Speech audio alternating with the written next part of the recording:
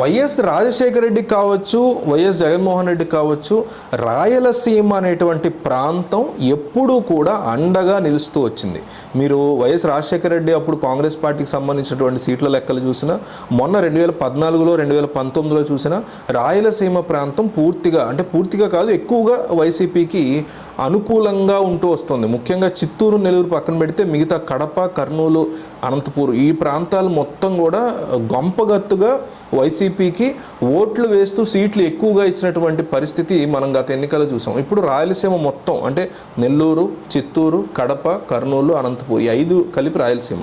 ఈ రాయలసీమ ప్రాంతం మొత్తం కూడా మనకి 52 సీట్లు ఉన్నాయి మొత్తం మీద ఎమ్మెల్యే సీట్లు. 52లో 49 వైసీపీ పార్టీ గెలుచుకోగలిగిందంటే అది అసలు భారీ రికార్డు. ఆ మిగిలిన 3 సీట్లు టీడీపీ గెలుచుకున్నవి కూడా ఒకటి చంద్రబాబు, ఒకటి బాలకృష్ణ, ఇంకోటి వేరే వ్యక్తి ఎవరో. సో ఒక రేంజ్లో వైసీపీ హవా నడిచింది పోయిన ఎన్నికల్లో రాయలసీమ ప్రాంతంలో.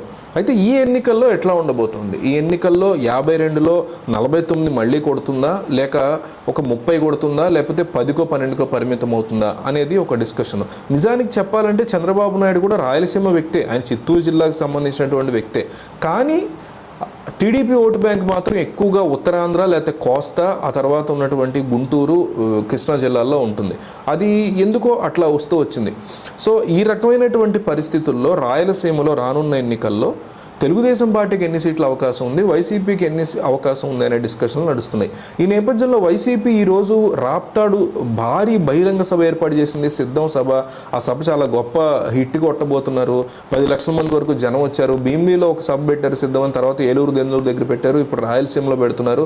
3 భారీ సభలను ప్లాన్ చేసినటువంటి జగన్మోహన్ రెడ్డి జన సమీకరణే ముఖ్య అజెండాగా, లక్షలాది మంది రావడమే అజెండాగా ముందుకు తీసుకెళ్లారు. సక్సెస్ అయ్యారు.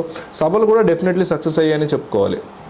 ఎందుకంటే అధికారంలో ఉన్నటువంటి పార్టీకి జన సమీకరణ తేలికవుతుంది. ఒక కాలేజ్ బస్సు ఇమ్మనంగానే టక్కుని ఇచ్చేస్తారు. అదే ప్రతిపక్షంగా ఉన్నటువంటి పార్టీకి కష్టం కదా. జగన్ అయినా చంద్రబాబు అయినా ప్రతిపక్షంలో ఉన్నప్పుడు జన సమీకరణ చేసేటప్పుడు జనం స్వచ్ఛందంగా వచ్చేవాళ్ళు ఎక్కువ ఉంటారు తప్ప ఏ పార్టీకైనా అడగగానే కాలేజ్ బస్సుల్ని జనాల్ని పంపించేటువంటి పరిస్థితి ఉండదు. పైగా ఆర్టీసీని ఉపయోగించుకోవచ్చు, ఫ్రీ బస్సులు దొరుకుతాయి.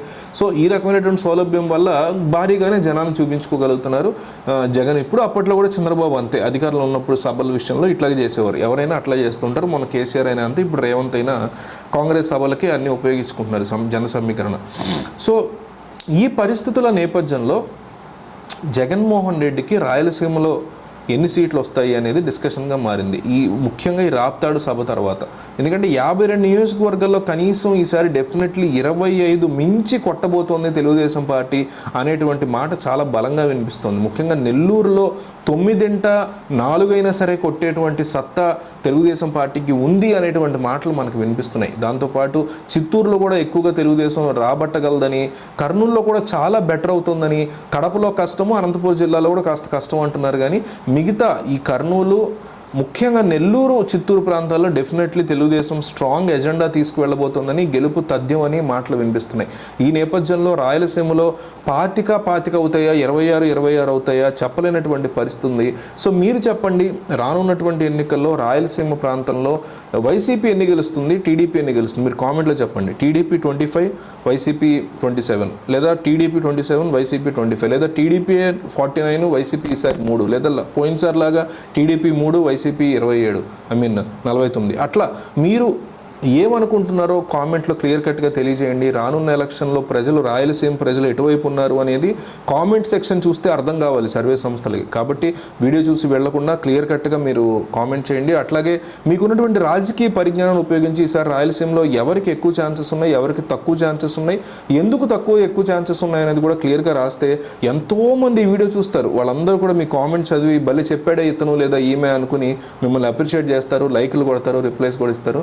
కాబట్టి ఒక మంచి ప్లాట్ఫామ్ ఇది. కామెంట్ చేయకుండా మాత్రం వెళ్ళదు.